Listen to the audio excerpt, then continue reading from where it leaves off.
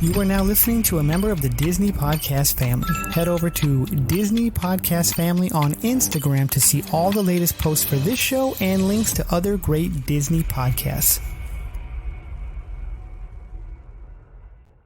Melissa Pilgrim is a travel advisor with years of experience, a platinum earmarked agency with over 20 years in the travel industry. Because all families are different and have different needs, Melissa offers personalized levels of services that are unique for every family. When it comes to Disney trips, Melissa is the perfect agent for you to get the information you need. Check out our website at www.milesfrommaineST.com/sponsors for more information and to get a free quote. We thank Melissa Pilgrim for sponsoring Miles from Main Street. To all who come to this happy place, welcome. Please stand clear of the doors. Por favor, manténganse alejados de las This here's a wild ride in the wilderness.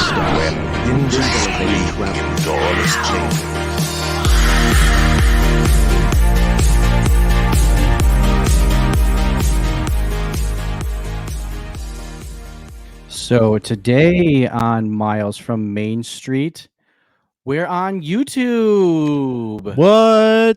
This is what I look like? Yeah, Oh this my is Brian. gosh. Brian and Mikhailo. We have finally made the jump to YouTube, and it's so exciting to be able to do video, and it's so complicated. Where it's so much easier to just sit down and record voices, and now we have to do video. But we're so excited to be able to bring you guys video, and be able to bring this to YouTube. So yeah, we decided we were going to kind of, since this is our first time on YouTube, this isn't our first podcast, but since this is our first time on YouTube, we might just kind of like, go through how the podcast came to be and kind of how we got ourselves here, and kind of our Disney journey, and what brought us to doing this podcast. But yeah, super excited to be here. Super fun. And we'll just take it away. Yeah, we've been doing this for 3 years, and actually it's more like 3.5 now. Yeah. But we're gonna give this a shot. It's a dawn of a new era. And so I will start the show as I always do. Please go and share this with a friend, and now hit that subscribe button and notifications so that you know when we drop new episodes, which is every Tuesday. Every Tuesday. We are going to probably rehash a lot, so I apologize to our longtime listeners that are over on the podcast feed, but we are going to have some good time tonight, just kind of talking about who we are and what the heck we're doing here. Well, so we're Miles from Main Street, obviously. We are a Disney podcast. Our name, Miles from Main Street, comes from the fact that we are both in the state of Wisconsin. So we are miles and miles and miles from Main Street, to be exact. Or it's on our logo. I think it's like 1,300 miles. That was from my old apartment. But yes, we are miles from Main Street. And it all kind of started over COVID, as most podcasts did. And Brian and I, the idea of it kind of, I think in both of our brains started when Brian and I kind of first met. And we had heard about each other, and I think we both had heard that we were both into Disney. But then we met at a lunch at one point, and just started talking Disney, and just realized we were both kind of like on the same Disney wavelength. Like we both were pretty big nerds about this stuff. It was pretty funny because so we're cousins, and you say the first time we met, but it was like we had always, like kind of met each other a little bit because I was hanging out with your dad a lot, in my younger years. And so, like I knew who he was, and I think your dad had he might have even taken you guys on a trip, and he had posted on Facebook, he said, going to Disney with Mikhailo is like having your own tour guide. And I'm like, what? Wait a minute. Like, this guy knows something? So yeah, we were at lunch one day, and I turn to you and I'm like, so, Mikhailo, Disney, huh? And it like freaked you out. You're like, what? What are you talking to me about? But yeah, thank goodness for this during COVID. I don't know how we would have gotten through it, right? Like, Oh yeah. you're like, let's go talk on Zoom and see what happens. And I always immediately am like, okay, we got a podcast. So Yeah, and it was funny because it started innocently, where it was just kind of like, hey, do you want to? Because it was COVID, like you just weren't seeing anybody, and Brian was somebody who I knew Disney, and so I was like maybe we like just get together on a Zoom call and just start talking Disney. Um, and that Zoom call lasted about 2 hours, and probably more. And by the end of it, I think we had decided like, okay, like maybe we try to turn this into a podcast. And so, yeah, um, yeah, that's. I mean, it started pretty innocent with just kind of like just talking and trying to talk, and pretty quickly evolved into a podcast. And now we've been doing it for a long time. But what we try to do is we try to I mean it's all kinds of Disney content, but we try to have the idea of we're miles from Main Street. We're so far away from Disney, like what can we talk about that's going to give us those Disney feels? And that's, I mean, that's the main reason we do it. Is because we miss Disney and we'd like to be at Disney. yeah, totally. And that's really the perspective we're trying to give here, because for me, before we started this, it was always every 2 years, and we can get into it later, but like this past year has been a lot of Disney for me, a lot more than it normally is. But I have 3 kids, and it's hard to get down to Disney when you've got 3 kids, more than once a year even. So it's been a lot for me recently, but we're not planning a trip for like a couple of years now. You guys are getting this. We just got back from a trip. So Mikhailo and I leave 2 days, 3 days from now. This is February 7th. We arrive on February 10th. We're there for, my family is going to be there for a week, and I am so excited to stay at the Poly. It's going to be awesome. So you guys are going to be seeing this on February 20th, but, it's not going to be a trip for me scheduled for a while, and I keep looking at my countdown getting closer to 0, and like the excitement is there. I can't wait to go, but I also know that there's not going to be a countdown on my phone when I get back, and that's difficult. Like I was able to book 2 trips and have 2 countdowns on my phone in this past year, which I've never done. I've never had that ability to do. So, I will be getting back to the miles from Main Street perspective quite quickly. And I thank goodness that we have YouTube so that we can watch videos and see people there and live through them to get us through to the next trip. Yeah, and this is probably a good time to give those people a little bit of a shout out. Kind of the reason I really wanted to take this to YouTube was people like Ron on the Go and Coda Bear the Explorer. We now have friends in those chat groups. Even Crazy Disney Lady. Yep. We now have friends in those chat groups that we talk to all the time. So hopefully you guys are watching. Hey, how's it going, Kim? But yeah, that was kind of the reason we wanted to kind of bring all this over to YouTube and share it with all those people as well. But yeah, and so with Brian, on the flip side of Brian not really ever getting to go all that much, Kristen, my wife, and I became annual pass holders, and so we have been going constantly. And it's been a year of, I mean, we have been going. I think we went to Disney proper 3 times, and we went to a Disney property 4 times this year, including Disneyland. And that it's the most I've ever gone in a year. So that's just crazy for me. but yeah, we actually have that going on right now, where we have a trip that we're about to go on, and we have another trip booked. So we are going in May. We're actually going pretty much just to see Simple Plan play at Epcot. So we're pretty excited about that.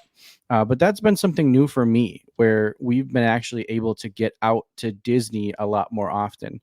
And we've been pretty happy with that. With the annual pass purchase was perfect. It was so great to be able to just kind of, whenever we not have to worry that you're dropping $100, you have to get everything that you can get out of this day because you spent all this money on a ticket.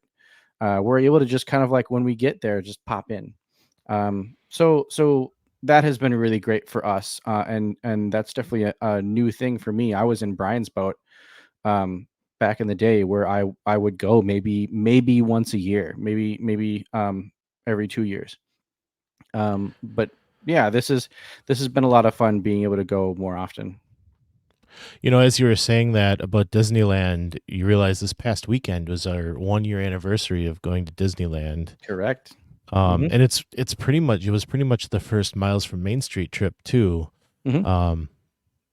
We really hadn't done a vacation together at all, so happy anniversary on that, I guess. Happy anniversary, happy anniversary, happy anniversary, happy anniversary. And it's funny that we're now heading off on another trip 1 year later. We did get to join you guys in December and do the Christmas stuff, which was a lot of fun. That was the other trip that I was able to do during the year, and we unfortunately are not able to this summer, but we were supposed to go on another trip to Disneyland this summer with my girls' choir group, but that unfortunately is not happening. So we'll see when I end up scheduling another trip, because I don't know that I can wait too long. Yeah, I know. Well, and I had just gotten back. We talked about this a little bit on the podcast, or maybe we haven't yet. But I recently went to California for the NAMM conference. The job that I'm in is in the music business, and so I went out to NAMM. If you know what NAMM is, some of you probably do. But I was in California, and it was in Anaheim. It was at the Anaheim Convention, which, if you know, the Anaheim Convention Center, that's across the street from Disneyland. So I was like, you guys aren't taking me to like right across the street from a Disney park and not expect me to like go over there. Like I obviously I didn't get to go into the park, but I was in the downtown Disney area every night. As soon as I was done with work things, I was going over to downtown Disney, and it was a lot of fun. And I was actually able to hang out with Coda Bear the Explorer while I was there, and so that was a lot of fun. Getting to know him and talking with him. And hanging out. It was a blast. It was blowing my mind sometimes, because we went to Trader Sam's. I got us a Trader Sam's reservation, and he was like, "Cool, yeah, I'll meet you there." And I was like, "Oh my god, I'm about to go to Trader Sam's with Coda Bear the Explorer." So it was a lot of fun. But yeah, I have a soft spot in my heart for Disneyland, and we're just running into content now, Brian. Watching Coda and listening to this has been stuck in. I have to talk about this. This has been stuck in my head for the past like 2 weeks. But the World of Color 1 song is just such a great song. I don't know why now all of a sudden I'm just like falling in love with this song, but it is so great, and it has just been stuck in my head. It just is not getting out. The do do do do do do do do. It's just such a great melody. But it's been really great to watch Coda Bear, and that's kind of been making me want to go to Disneyland again. But then also when I watch Ron and all of the things that he does, that makes me really excited to go to Disney World. So I think a Disneyland trip is in order again. I think we need to make that happen. Yeah, I think so too. If you remember, and I'm sure our long-time listeners know, that we said it was kind of Disney World light when we got back. But I had such a great time in that park. the wait times aren't quite. Nope, don't tell anybody I said that. That I'm not going to repeat that. But you have such a great time there, and you can get on. I felt like I got on more and was able to get more done than I do at Disney World. So I do want to get back there. There are things now that I go and watch somebody else streaming from there, and it's like, man, I didn't get to see that. Oh, I didn't really get to spend the time there that I wanted to. Those regrets that we've talked about in the past. Like, I really would like to make it back there again. So I completely agree with you there. I don't know that we really said it much at the beginning, but we're not going to be hitting the content that we typically would be talking to during this episode, because we just want to kind of get you want to get you YouTube viewers to know who we are and say hello and welcome and introduce ourselves. But usually on a weekly basis, we're talking parks heavy information, be it comparisons of the resorts like we did a couple of weeks ago, or if we're talking to other podcasters like we did with Living in Diz, or if we're just taking something in the park and reimagining it, trying to do something different with it. So we're also going to be doing some reviews of different things throughout the parks, and just trying to get information into your hands so that you guys can take a really great vacation and say, hey, they talked about XYZ. Let's go check that out. Yeah. And so kind of along that vein, Brian, why don't we kind of talk about what brought us to Disney? Why Disney? Why are we so into this thing that we're sitting here making a podcast about it? Well, I've got a good decade on you, age-wise. So, that's another perspective that we bring is two different generations, I guess you could say. But I grew up watching Michael Eisner on Sunday nights. Hello, I'm Michael Eisner. I grew up watching free Disney Channel weekends because we could not afford to have Disney Channel in our house. And my sister and I would be glued to that TV over the weekend when it would be on. And we would watch those commercials in the parks and just dream of when we would get there. My sister surprised me when we got into college and learned about the Disney College program. And she headed down to Disney and she worked there at Disney World for a year and a half. She actually helped open Asia in Animal Kingdom. And so she was there in 1999 and started with that area. And she was able to get my mom to take a trip down there. And I had a single mother growing up, and it was hard for us to be able to take trips like that. So I was so thankful to be able to go and see Disney World, and it was quite awesome. So Disney's always been a part of my life. I got married and we had Disney as part of our wedding. We honeymooned. There you go, not saying words again. We honeymooned. I know words are hard. We honeymooned down to Disney World for 8 awesome nights. We were exhausted by the time we got home because we were just open to close like every day. I don't think we even took a day off. And that's okay. We had a great time. And we got home, we ended up having some kids, and if we finally in about 2012 said let's go again. And so we headed down and got to spend some time down there with our 2 older kids. And in 2016 we took a big family trip with all 3 of my kids and had a wonderful time. And as we were down there and I was not wanting to come home, I realized that I could come back. And I came back in 2017 with just my wife, and we spent, I think it was 5 or 6 days, just on our own without the kids, and had an awesome time. But in that time between the trip in 2016 and the trip in 2017, that's when I became a Disney adult.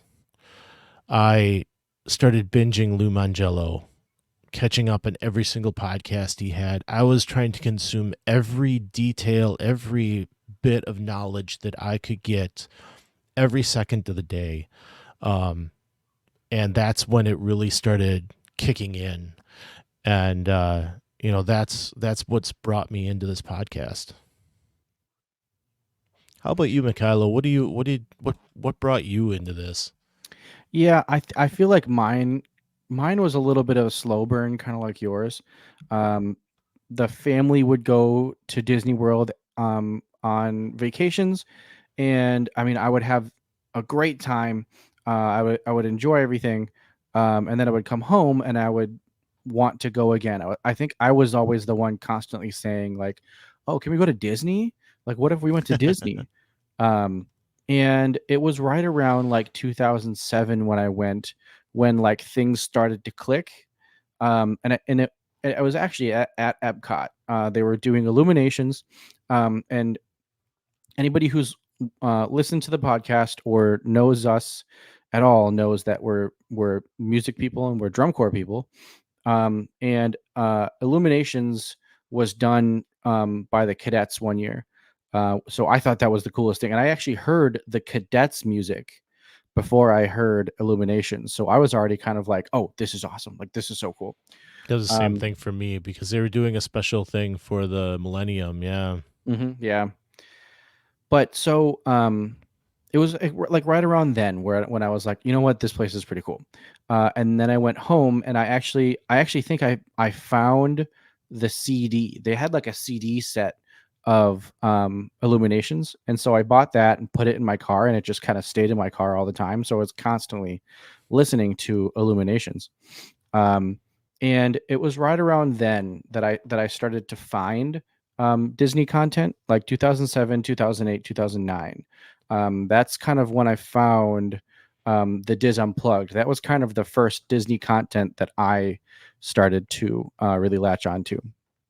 And so I would watch the Diz Unplugged, and I went out and I bought the DVD set of like the Samantha Brown like Discovery Channel like Disney things.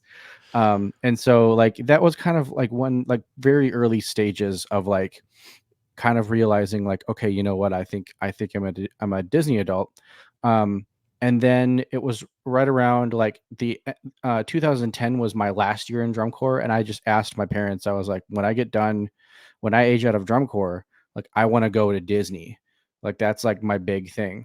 And after that trip, that became kind of like, okay, I need to try to get back here as often as possible. So I started to take solo trips by myself or with some friends. I would poke and prod my parents all the time, just like, hey, when are we gonna do another Disney trip? And yeah, it just kind of like got built up from there, and just kind of I kept finding new people like Justin Scard, Adam the Woo, all of these different YouTubers that I would watch that had Disney content. But I have to say, my Disney adultness, I mean, I started a podcast, obviously, like during all of that. And I mean, my Disney nerdiness was like pretty high. But I do have to say, I credit my wife with the huge explosion of Disney, because she really made me feel like it's okay to be a Disney nerd. That not that I ever really had any trepidation as to like just being a Disney nerd. I mean, obviously I had a podcast. But meeting her and seeing how excited she got around Disney, and just kind of making me feel at home with my Disney fandom, I credit her a lot with just the explosion of really loving Disney. So I met her, and I proposed at Disney to her. There's a funny story around that. I wanted to propose right outside of Haunted Mansion, and when we were on Haunted Mansion, it broke down, like just straight up broke down. Like they had to evac people off of the ride, and the whole time I was like, "Oh my god, do I propose inside of Haunted Mansion?" But then I was like, you know what? I want pictures. Like I want it to look good. And I know that they have a Disney photo pass cast member right outside of Haunted Mansion. So the whole time I was like, I won't do it in here. I'll wait till we get out there. And turns out, anytime a ride breaks down, all of the cast members just go to the same spot. Like they just go into the ride and just meet. So all of the cast members were gone. There was no PhotoPass cast member there. And so I kind of missed my opportunity to propose over by Haunted Mansion. So we were we kept walking around Disney World, and we would walk by Haunted Mansion. It would still be broken down. There would be nobody around there. So finally, I was like, you know what? I'm just going to do it in front of Cinderella's Castle because that's also another really great place to do it. So I ended up doing it there, and it was extremely magical, and people clapped. It was it was a lot of fun. So that um, is really special for us, and we've really kind of like made Disney World our second home. We'd love to make it our actual home, but we'll get into that later. So yeah, it's kind of been a little bit of a slow burn for me to really get to my peak of Disney adultingness. Um, but yeah, there's been some pretty steep steps in there with all of a sudden taking in Disney content and kind of being um, okay with myself. Another funny story is, and this was actually at Disneyland. Um, this was in 2019 when I went for the Rose Bowl. And I was actually walking out of the World of Disney, and I had been looking at Spirit jerseys. And at that point, they hadn't blown up to what they were now. And I was like, I don't know if I want to buy one because they're kind of girly. Like I think only girls are supposed to wear them. And so I had like convinced myself that I wasn't going to get a Spirit jersey because like only girls wear them. As I was walking out, I saw this big burly man with this big huge beard wearing a Spirit jersey just walk right into World of Disney. And at that point I was like, okay, no, I'm fine, I'll go. And I went and bought one. So that's kind of my story of like, if you like it, buy it. Like if you like something, not even just Disney, if you like something, get into it. And I've learned a lot from stuff like that. And I've learned that like just do it. Like if you like, do it. If you like the stuff, just get into it. Because now I'm here recording a podcast with my buddy, having a lot of fun and just really enjoying Disney. So it's been a fun ride, and there's plenty more to come. Oh yeah. Yeah. It's been really great doing this. And you brought up Kristen, and I should mention Tammy. She's also just as big of a Disney fan as we are. And a sense about, would you say, like beginning of December? Well, maybe it was more in November that we started having the girls on a regular basis. And we've officially said we are one big Disney family at this point. But Yeah. you will be seeing them on the show. They are it's not a 2-person show. This is a 4-person show. But you'll see Mikhailo and I sometimes. You'll see the 4 of us, and we're working on them to hopefully get like a wives episode or even a spin-off if we can. But they're still early in their podcast journey, so we'll see where this ends up. But yeah, I look forward to having them on the show and having their company and getting their input, because they have some really great input. They have some really great things that they say. A lot of times the things we talk about, the idea came from them. So having them on the show has been great, and I think that you guys are going to love it too. They really are our better halves. Right. But yeah, I really enjoy having them on and having their perspective. Because Kristen and for a while now, I would tell Kristen like you should do because she'll watch these YouTubers talk about like all of this Disney merch. She is a Disney merchaholic.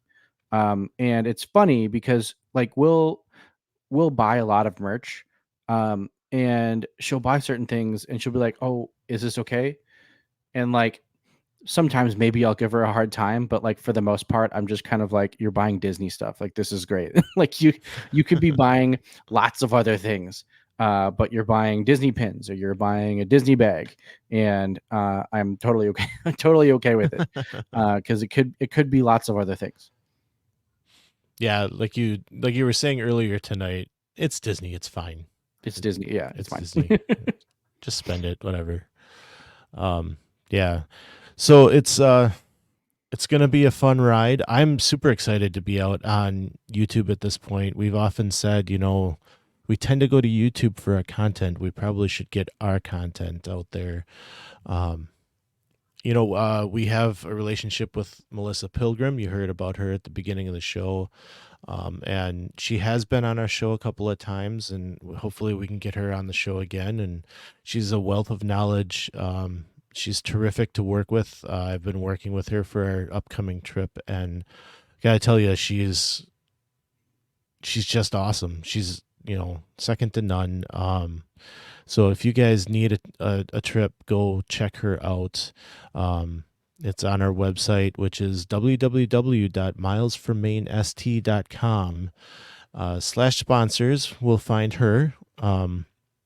She does some great stuff, and she doesn't just do Disney. She's doing other locations as well. So let her know that we sent you, and it's been a great relationship working with her.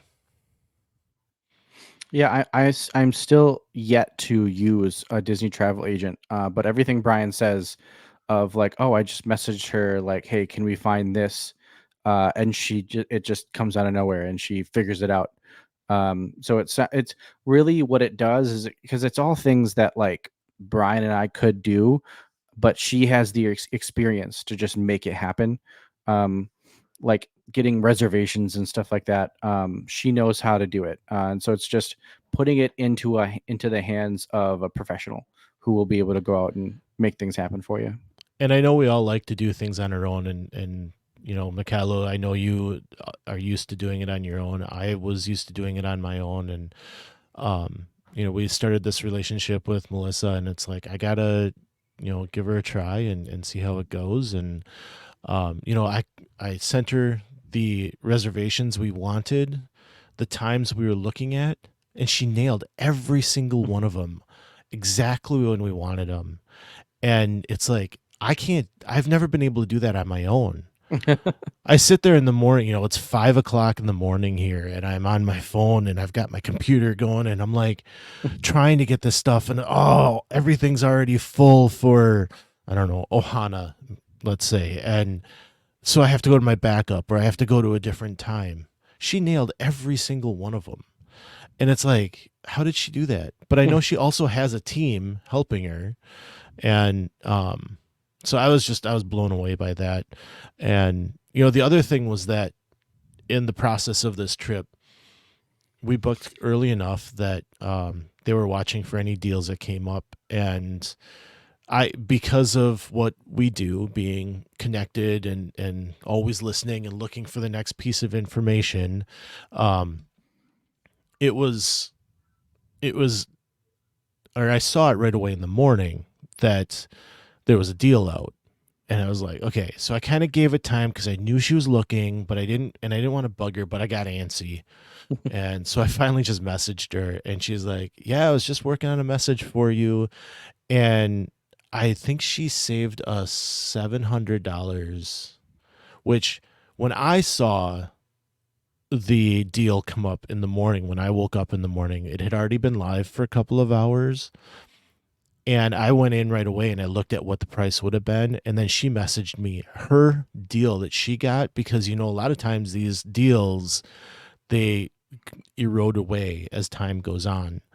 And so just the fact of those few hours from when it went live to when I saw it, she saved me $200 in that time.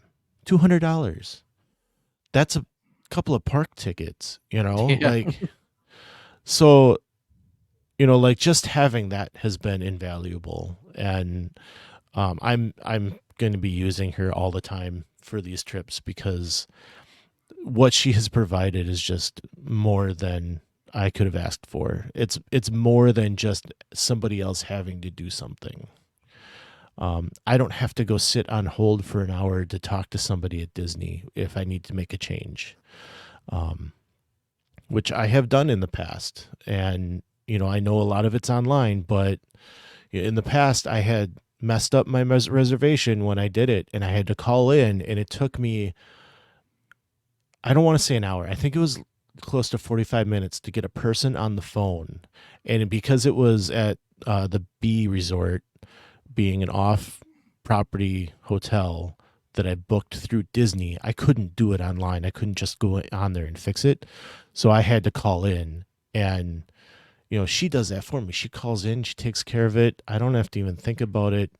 I get an email back later and bam, we're set. So, not every travel agent is perfect for you. So be sure to go out and find the one that works well with you. But, Melissa's done a great job for us. And so it's probably enough waxing poetic about her, but, go definitely check her out.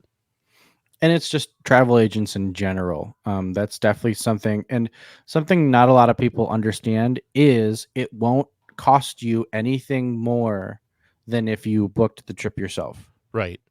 And it will probably cost you less. Yeah, because they'll find you deals and they'll Yep. work that angle for you. Yep.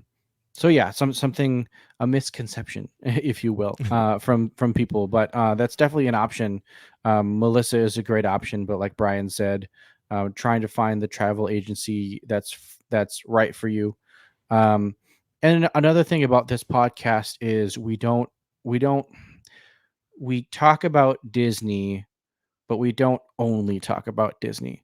We won't necessarily have Universal podcasts, but we had an episode a couple episodes ago where we kind of talked about Epic Universe and stuff like that. So it's not just Disney, but it's pretty primarily Disney. Yeah.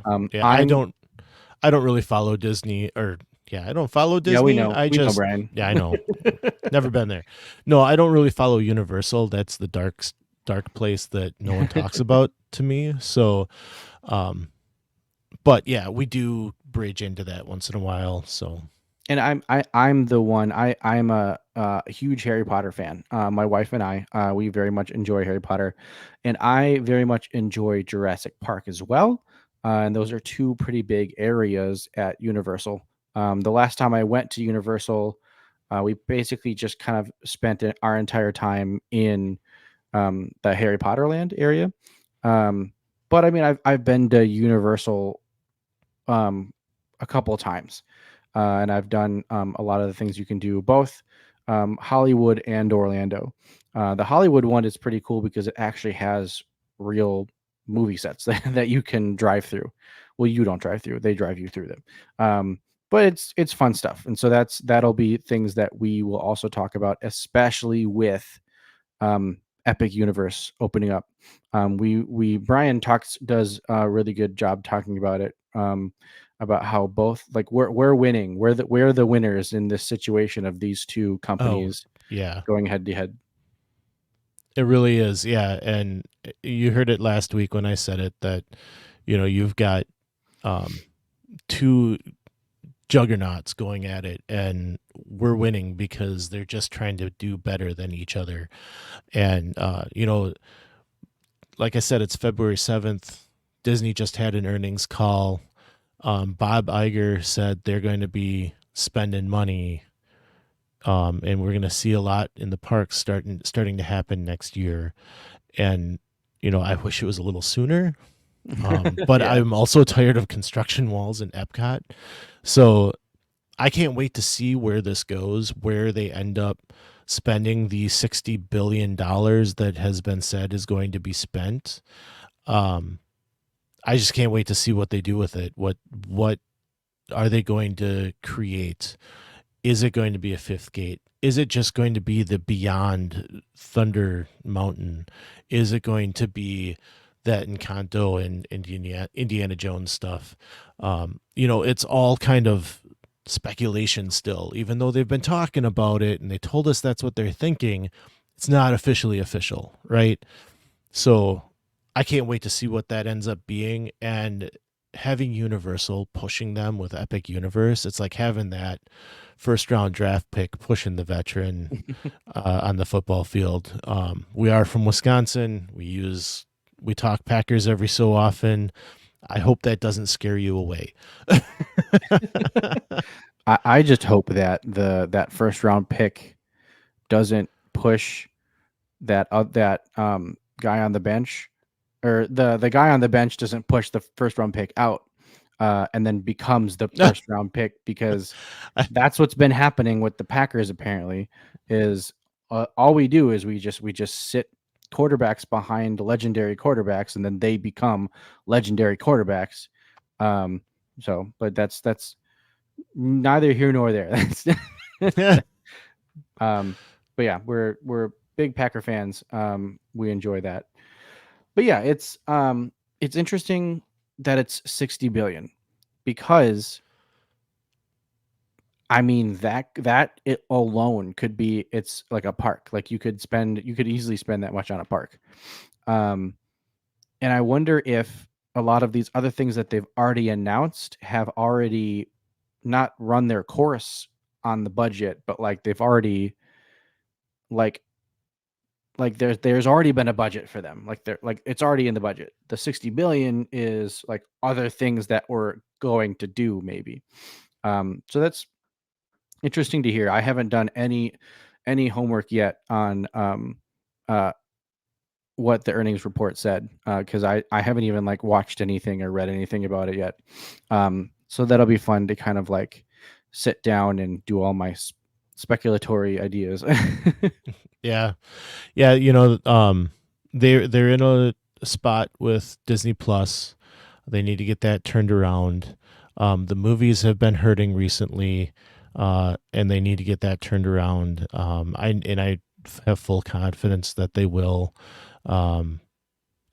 But about a year ago they said it was going to be, I think, 40 billion, and then I want to say 4 to 6 months ago it was up to 60. And it really is interesting to hear that they're increasing what they want to spend. Because it's not just political. Like that first statement of 40, I think that was kind of political driven. If you were to look at what they and this is all in a decade, they're saying that's what they're going to spend in a decade. And if you look back at their decades, that's about what they need to spend on the parks in a 10-year span. So that first number wasn't really a big thing, but they doubled down and said 60. So now there's like, okay, there's something generating here. They know they need to respond to Epic Universe, especially after the news that just came out about it and what's going to be there. And it's sounding like, so we've been watching Epcot with walls for 6 years, and it's sounding like Epic Universe might be ahead of schedule. So it'll be interesting to see how that works. They tend to, this is why I don't do too much with Universal, but they tend to hurry things out and fix them after, just so they can get it open. But then it might have tons of downtime for the first couple of months because they hurried it out. Whereas Disney, they kind of take their time to the point that it's excruciating and we're having to look at walls too long. But when they do finally get it open, it's right. So, there's a give and take on both sides, right? I don't know which one is the right way, but I tend to go towards Disney because that's my thing. Not biased at all. I'd rather see it take its time and be good, even though we still get 2 hours of downtime on Rise of the Resistance every day. But, I'd rather see them put the extra time in and wait instead of having 8-hour lines and things going down and just people getting mad because of it. So, we'll see. They opened Universal Studios Hollywood, the Nintendo World there last year, and it was a really good opening. Everything's been great. So they may have fixed that issue as well. But yeah, it's just nice. I've kind of gone around in a lot of things here, but that 60 billion is going to be interesting to see where it materializes. Yeah, it's and I mean, and talking about it too, they're still not done with a lot of things. Like and it is surprising that they say like, oh, we're still pumping money into these parks because there were a lot of things that they did already. Like they are trying to give Epcot a facelift. They were doing all these things. I mean, they came out with Batu, Star Wars Land. They've just been going from like project to project, and constantly updating these parks. So it's surprising again that they're still saying like, oh, we're keeping it going. And one thing that Walt would always say is that the parks would never be finished as long as there is imagination left in the world. And he was very much a futurist. He was always kind of looking to the future, looking to plus everything that he was doing. And so it's really kind of like honoring Walt with all of these things that they're doing. They're just constantly trying to update the parks and make them better. Even when it comes down to, I mean, we've talked about this before, where I think Animal Kingdom is the best laid out park. Like that park is laid out so well because someone really thought about it. I feel like there's a lot to be desired at Hollywood Studios when it comes to park layout. So I feel like there may be things that they can do there. So hopefully some of that 60 billion is going to be helping Hollywood Studios a little bit, because I feel like they finished Star Wars Land, they did Toy Story Land, and then they were kind of like, looks good, and then it started working on Epcot basically. So I think just kind of like really bringing that park together, so that everything is nice and like very cohesive, would help. And we did an episode on one of the things that we would do, and that was rehabbing the Indiana Jones Stunt Spectacular. And if it was up to me, I would bulldoze that thing and start over. So maybe that's something they may end up doing. But yeah, the 60 billion is a lot. It's It really a lot is. of money. Yeah. So Yeah, and I can't wait to see what they do with it. So, but we'd love to hear what you guys think. At least, leave us a comment on this episode and say hello. We'd love to hear you come out on our Facebook group or Instagram and let us know there what you're thinking. What do you want us to talk about? What do you want to hear from us? What's your Disney story? We'd love to hear that too. So, and always we have our website, which you can reach us there. There's a voicemail line and we can play it on the show. And that's www.milesfrommaineST.com. We will have new episodes here every Tuesday on YouTube and also on every podcast platform out there. For the handful of people that listen on Google Podcasts, don't worry. There's other places. I listen on Google Podcasts, and I'm having trouble with having to switch, but you can switch. And it's, what's frustrating is some of the podcasts that I've listened to, they are not on the platform I've chosen, Amazon Music. So I will have to go bug them and tell them to get their stuff moved over there, because I want to keep listening to the show. So we are wherever you are. So come and listen over there, or right here on the YouTubes. And this is the first time I'm going to say this, so excuse me if I trip over it. But don't forget to like and subscribe and hit that bell so YouTube notifies you when we come out with new episodes, which is every Tuesday. Every Tuesday. And that'll be on YouTube and all of the other podcast platforms that you can think of, basically.